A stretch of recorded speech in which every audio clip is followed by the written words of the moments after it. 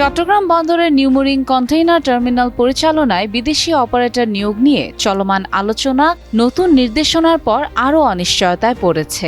৪ June নৌ পরিবহন মন্ত্রণালয়ের উন্নয়ন ১ অধিশাখা থেকে চট্টগ্রাম বন্দর কর্তৃপক্ষকে পাঠানো চিঠিতে বলা হয়, ডিপি ওয়ার্ল্ডের সঙ্গে চলমান আলোচনা হয় দ্রুত এগিয়ে নিতে হবে, নয়তো পুরো প্রক্রিয়া বাতিল করতে হবে। এর আগে ১৮ মে বন্দর কর্তৃপক্ষ বিষয়টি মন্ত্রণালয়কে জানায়। পরবর্তীতে মন্ত্রণালয় ও পিপিপি কর্তৃপক্ষের চিঠি পাল্টা চিঠিতে বিষয়টি আবারও তাগিদ পায়। পিপিপি কর্তৃপক্ষ জানায়, এনসিটি প্রকল্পটি জি2জি ও পিপিপি নীতিমালার আওতায় হওয়ায় প্রচলিত দরপত্র মূল্যায়ন প্রযোজ্য নয়, বরং দ্বিপক্ষীয় সমঝোতার ভিত্তিতেই সিদ্ধান্ত নেওয়া হবে। নথিপত্র অনুযায়ী ২০২৩ সালে ক্ষমতাচ্যুত আওয়ামী লীগ সরকারের অর্থনৈতিক বিষয়ক মন্ত্রিসভা কমিটি পিপিপি ভিত্তিতে এনসিটি পরিচালনার অনুমোদন দেয় এবং আইএফসিকে ট্রানজ্যাকশন অ্যাডভাইজার হিসেবে নিয়োগ দেওয়া হয়।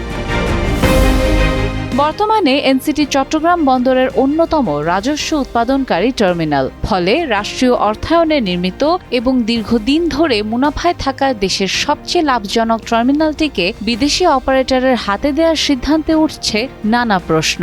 অন্যদিকে ডিপি ওয়ার্ল্ড বিশ্বের বৃহৎ বন্দর অপারেটর হিসেবে দীর্ঘদিন ধরে বাংলাদেশে বিনিয়োগে আগ্রহী এবং প্রায় ১৫ বছরের কনসেশন চুক্তি নিয়ে আলোচনা চলছে।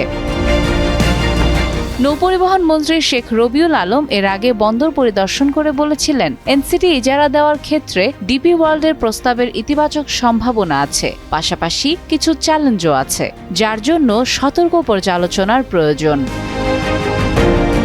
বর্তমানে এনসিটি পরিচালনা করছে চিটাগং ড্রাই ডক লিমিটেড। আলোচনার ফলাফল অনুযায়ী সিদ্ধান্ত হবে বিদেশি অপারেটরের সঙ্গে চুক্তি এগোবে নাকি পুরো প্রক্রিয়া বাতিল করা হবে।